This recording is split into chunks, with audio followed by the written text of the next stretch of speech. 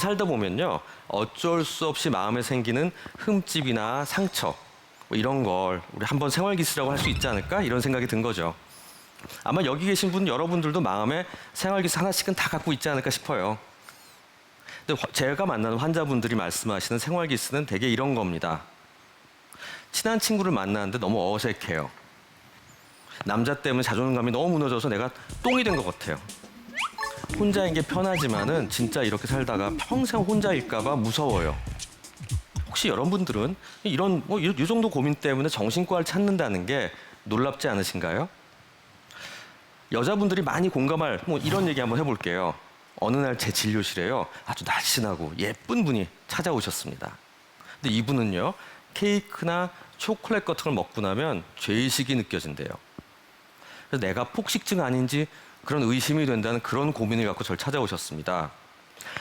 실제로 의학적으로 진단한 폭식증은요, 과도한 양의 음식을 짧은 시간 안에 한 번에 먹고요, 경우에 따라서 그 포만감을 없애기 위해서 막 의도적으로 토하기를 반복할 때, 그 정도가 되는 행위를 할 때 우리 폭식증이라고 합니다. 근데 이분 경우는 그냥 라면 한 개 끓여 먹고 좀 모자라, 그러니까 밥 한 공기 말아 먹었어. 이제 이 정도로 하는 수준을 폭식증이라고 생각했지만 사실 이건 과식 정도죠. 실제 폭식증은요, 피자 한 판 먹고요, 통닭 한 마리 또 먹어요. 근데 또 그러고 끝나는 게 아니라 전자레인지에 아이스크림 한 통을 딱 돌립니다. 빨리 먹으려고. 한 번에 한 통에 다 먹어야지, 그걸 다 먹어야지 겨우 먹은 것 같다. 그럼 이때 우리가 폭식증이라고 말합니다. 그런데 이런 정상 기준이 다른 거죠. 문제의 기준도 다른 거고요. 여자분들은 열이면 열, 아무도 나 날씬해요라는 말 하는 사람 없습니다. 또 열이면 열, 다이어트에 대해서 굉장히 신경 많이 쓰세요. 나는 뚱뚱해, 비정상이야 이런 생각을 하면서요.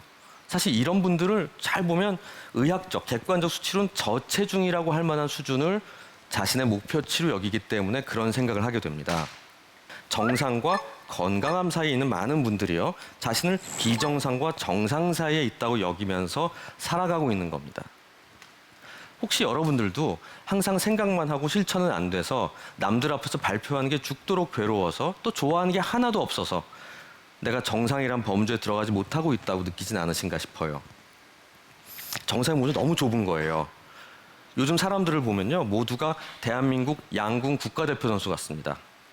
다들 관역판에 정말 요 큰 거 조그만 10점짜리, 이 10점을 못 맞히면 실패라고 생각하면서 사는 거예요. 텐 하면서 9점만 맞아도 비정상인 거죠. 10점짜리만 연속으로 맞춰야 된다고 생각하기 때문에 우리가 9점, 8점만 맞아도 비정상으로 여기게 되니까 내가 정상을 여기기 어려운 겁니다. 즉 정상의 폭을 넓혀야 돼요. 그런 걸 통해서 내가 정상이란 사실을 인정하는 것을 시작해야 됩니다.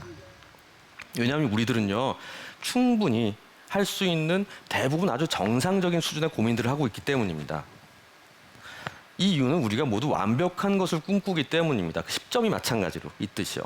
실제로 이런 완벽에 대한 강박이 만들어낸 키워드가 하나 더 있습니다. 바로 힐링입니다. 제가 환자들을 진료하다 보면요, 가끔 환자분이 원하는 것과 제가 원하는 게 다를 때가 있습니다.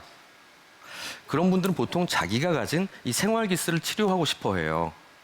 본인은 자신이 굉장히 큰 문제를 갖고 있다고 상당히 괴로워하는데 사실 그분의 힘든 건 제가 보기엔 그냥 생활기스였어요. 저는 그럴 때 이렇게 말씀드립니다. 아유, 큰일 있네요가 아니라 그냥 받아들이세요. 이렇게 말씀드려요. 왜냐하면요, 완벽하지 않고 약간 불안정한 게 그게 정상입니다. 사실 괴로워한다는 건 다행인 면도 있어요. 괴로워한다는 건 벗어나려고 발버둥치는 노력을 하고 있다는 그런 의미이기 때문입니다. 사실 힐링은 인정하고 받아들이는 게 진짜 힐링입니다. 물론 나에게 일어난 일들 분명히 있습니다. 또 그게 없어지는 것도 아닙니다. 하지만 있을 수 있는 보통의 불행이란 참을 수 있는 만큼 그 정도의 불행한 일들이 생기는 겁니다. 저는 인생이 그런 거라고 생각합니다.